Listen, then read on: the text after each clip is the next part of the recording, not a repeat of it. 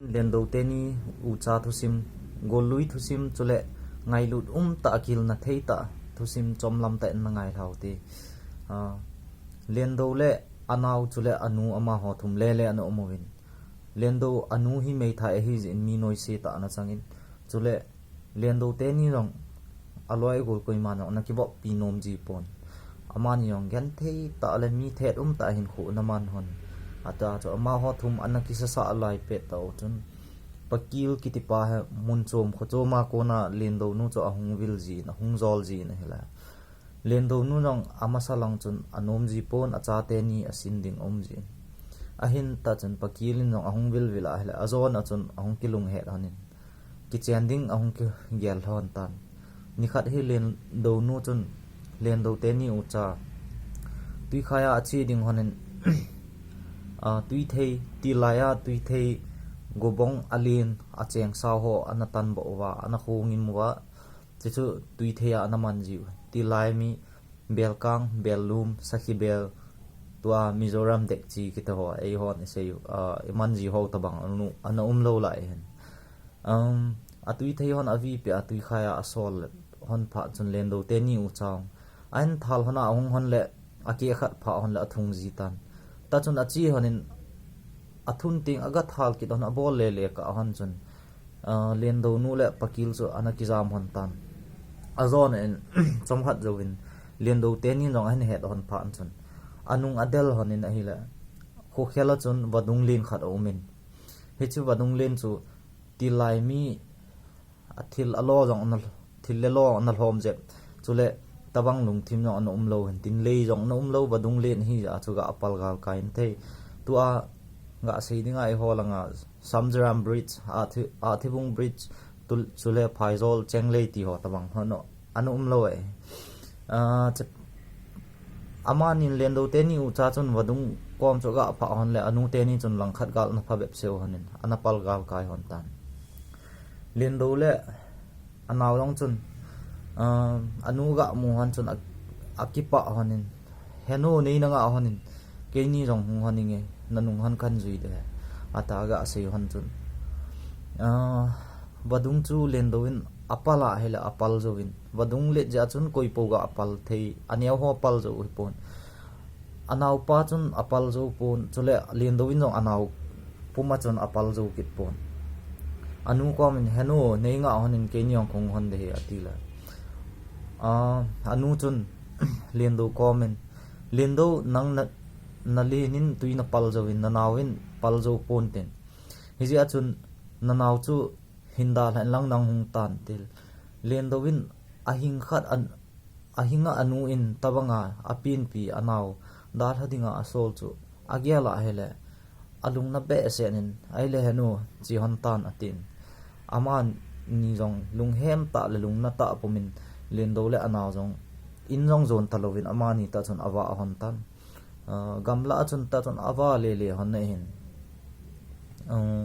phul khat asudo honin ti lai chu changjong anu umbe se lo lai hintin mim to mim ikut ji o mim ap chi phul khu hen phul chu a phet hona ne ading a hol hona hele mim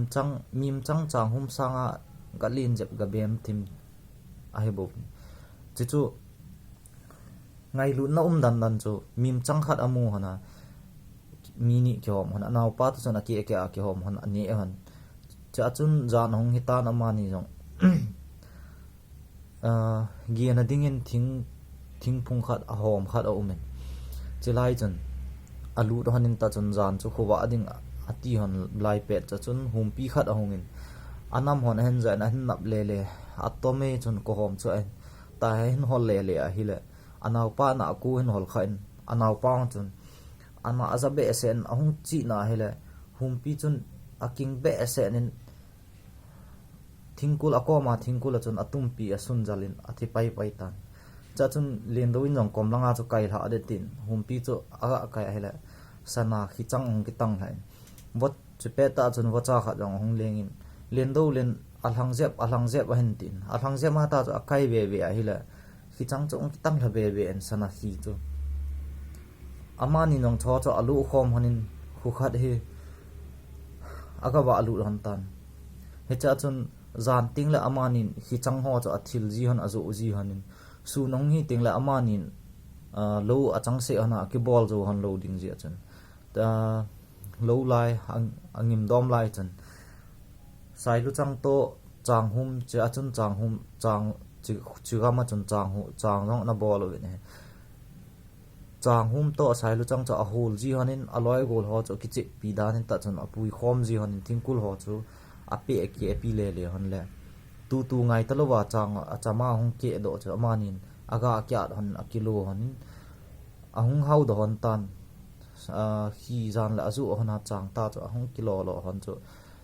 mi in cheng ta le mi sei thei ta ahung hon tan zon an cha chun anu chu ne holin ahungin ne ha sat ja chun chilai khu achun ahung lut kha khelin acha te ni ahen mu do en len do le anaw pa mu do achun anuang cho akisi len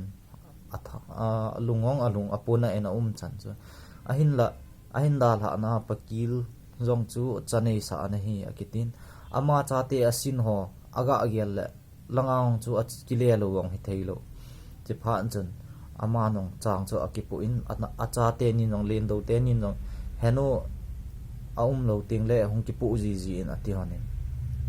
anu chu akile en khomol chun alung agelin chan ho akidei mo en alungong ana in akisi in ta chun alung agel ha gel wal alung gel san wal ja chun athiden tan lai khomol chun ato na athiden tan cha chun len do le anaw long chun ang mu do hanin anu chu akivui han